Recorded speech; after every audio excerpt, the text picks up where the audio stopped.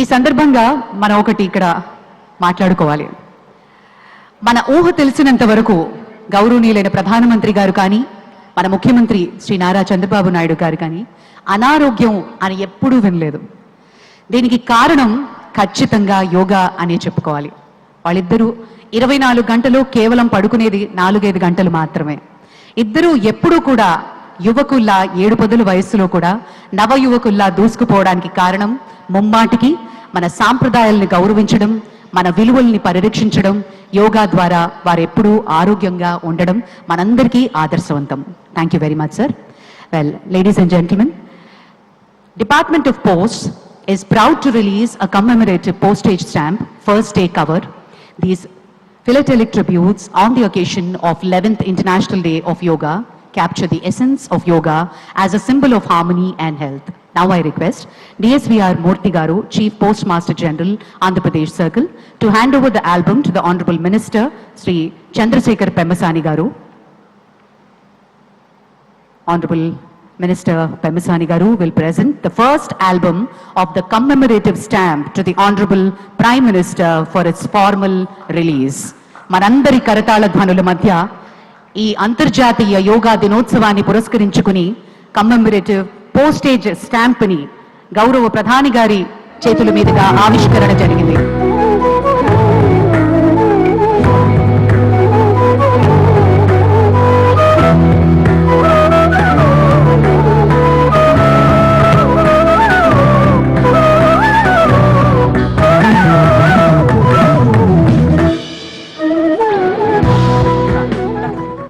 Thank you sir, thank you very much. विश्व मंच पर भारत की अमूल्य पहचान है और विश्व मंच पर भारत की आत्मा को पहचाने वाले योग दूत का हम स्वागत करें. आज अंतर्राष्ट्रीय योग दिवस के इस पावन अवसर पर हम गर्व से स्वागत कर रहे हैं उस नेता का जिनकी सोच ने योगा को केवल भारत की सीमित नहीं किया बल्कि विश्व भर में स्थापित संतुलन और शांति का प्रतीक बना दिया. 2014 में संयुक्त राष्ट्र में उनके प्रस्ताव से लेकर आज करोड़ों लोगों तक योग की अभ्यास जगाने तक माननीय प्रधानमंत्री श्री नरेंद्र मोदी जी योग को भारत की सांस्कृतिक शक्ति के रूप में स्थापित किया है.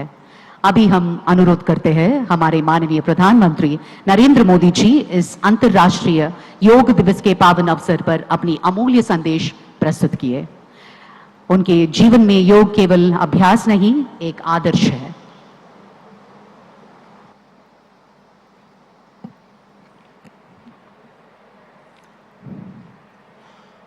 आंध्र प्रदेश के राज्यपाल सैयद अब्दुल नजीर जी, यहाँ के लोकप्रिय मुख्यमंत्री मेरे परम मित्र चंद्रबाबू नायडू गारू, केंद्रीय कैबिनेट के मेरे सहयोगी के राम मोहन नायडू जी, प्रताप राव जाधव जी, चंद्रशेखर जी, भूपति राजू श्रीनिवास वर्मा जी, राज्य के डिप्टी सीएम पवन कल्याण गारू, अन्य महानुभाव और मेरे प्यारे भाई और बहनों, आप सबको नमस्कार.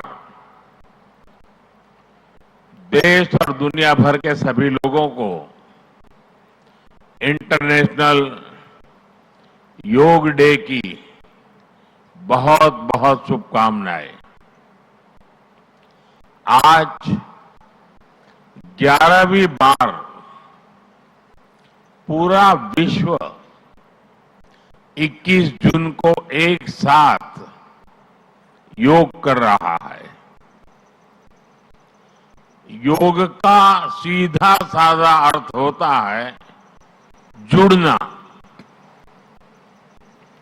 और ये देखना सुखद है कि कैसे योग ने पूरे विश्व को जोड़ा है. मैं बीते एक दशक में योग की यात्रा को जब देखता हूं तो बहुत कुछ याद आता है। वो दिन जब संयुक्त राष्ट्र में भारत ने प्रस्ताव रखा कि 21 जून को अंतर्राष्ट्रीय योग दिवस के रूप में मान्यता मिले, और तब कम से कम समय में दुनिया के 175 देश हमारे इस प्रस्ताव के साथ खड़े हुए।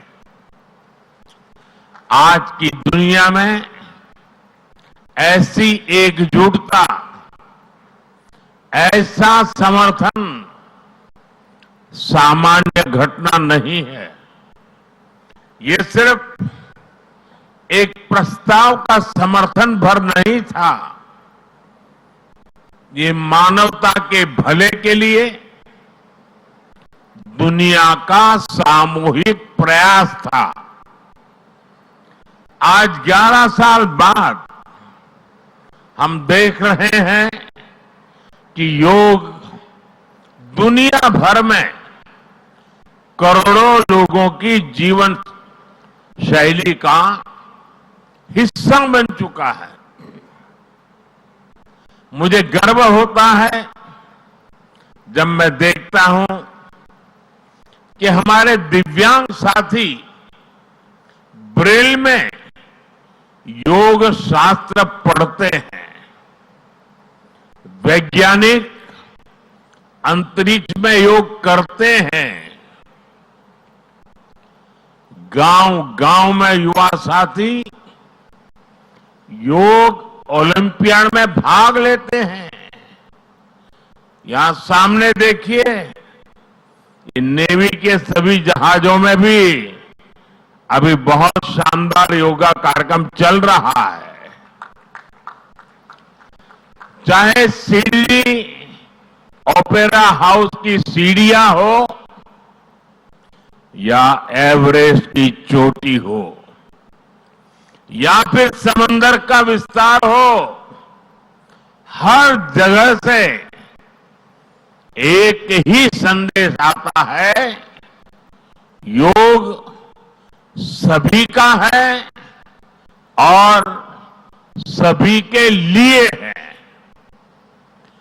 योग is for everyone, beyond boundaries, beyond backgrounds, beyond age और एबिलिटी।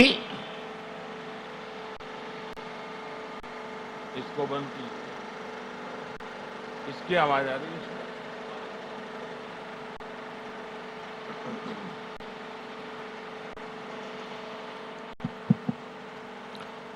साथियों, आज मुझे इस बात की खुशी है कि हम सभी विशाखापट्टनम में हैं।